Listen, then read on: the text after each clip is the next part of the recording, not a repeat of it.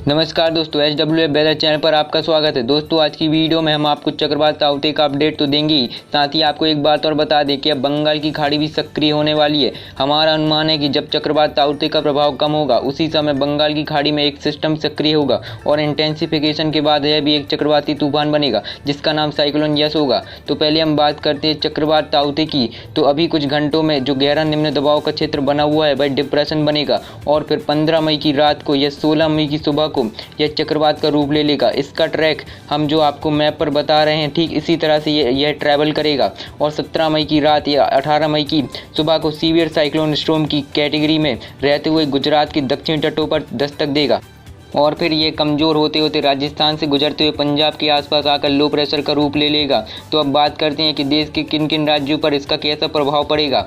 तो केरल, कर्नाटक, लक्षद्वीप, तमिलनाडु में इसका प्रभाव पिछले 24 घंटे से देखने को मिल रहा है। कई स्थानों पर भारी बारिश देखने को मिल रही है और कई स्थानों पर मूसलाधार बारिश के साथ तेज हवाएं देखने को मिल रही हैं। और आगे क्या होगा हम आपको बताते हैं। जैसे जैसे यह सिस्टम सशक्त होगा और उत्तर की तरफ बढ़ेगा तो इन राज्यों के अलावा हमारे कोंकण, गोवा, महाराष्ट्र, गुजरात में बारिश बढ़ेगी। जब 16 मई के आसपास यह डीप डिप्रेशन से साइक्लोन की कैटेगरी में जाएगा तभी महाराष्ट्र के तटीय इलाकों के अलावा मध्य महाराष्ट्र के आंतरिक भागों में भी बारिश बढ़ेगी और जो तटीय भाग हैं जैसे मुंबई, ठाणे, रत्नागिरी, पुणे, सतारा, सांगली, इन शहरों में भारी बारिश की संभावना रहेगी और कई स्थानों पर तेज गति की हवाएं भी चलेंगी। उसके अलावा पालघर में भी बारिश बढ़ेगी।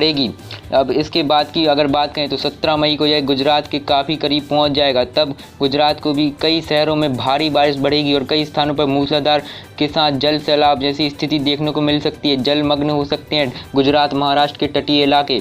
और अगर आगे की बात की जाए तो 18 मई होते होते कच्छ तक बारिश होने लगेगी और 17 मई को ही ये लैंडफॉल करेगा। जी हाँ दोस्तों, गुजरात के दक्षिणी भागों पर ये 17 मई के आसपास लैंडफॉल करेगा। 19 मई को ये कमज़ोर होकर डीप डिप्रेशन की कैटेगरी में आते हुए राजस्थान के दक्षिणी भागों तक पहुँचेगा और फिर कमज़ोर होते होते पंजाब की तरफ निकल जाएगा। तो अगले कुछ दिन तटीय महाराष्ट्र, गुजरात और राजस्थान के लोगों को सतर्क रहने की ज़रूरत है क्योंकि डीप डिप्रेशन के होते हुए भी ये काफ़ी अच्छी भारी बारिश दे सकता है। यानी राजस्थान में भी डीप डिप्रेशन के रूप में ये जाएगा तो यहाँ पर भी तेज हवाओं के साथ मूसलाधार बारिश और भारी बारिश की संभावना। यानी कि केरल, तटीय कर्नाटक, कोंकण, गोवा, महाराष्ट्र के तटीय और कुछ आंतरिक जिलों, इसके अलावा गुजरात के लगभग सभी इलाके और राजस्थान के भी लगभग सभी जो जिले हैं, सभी जितने भी लोग रहते हैं उनको सतर्क रहने की ज़रूरत है। इसका असर पंजाब, हरियाणा और दिल्ली तक भी देखने को मिल सकता है, लेकिन जब वहाँ तक पहुँचेगा तो ये काफ़ी कमज़ोर सिस्टम बन जाएगा। लेकिन सबसे ज़्यादा असर इसका गुजरात, महाराष्ट्र और राजस्थान में देखने को मिलेगा। कई स्थानों पर भारी मूसलाधार बारिश के साथ तेज गति की हवाएं चलेंगी तो लोगों को सतर्क रहने की ज़रूरत है। आगे इसके बारे में जो भी अपडेट होगा और जो चक्रवात यस बनने वाला है बंगाल की खाड़ी में उसके बारे में हमें जो भी जानकारी मिलेगी हम आपको अगली वीडियो में बताएंगे। आपका बहुत बहुत धन्यवाद।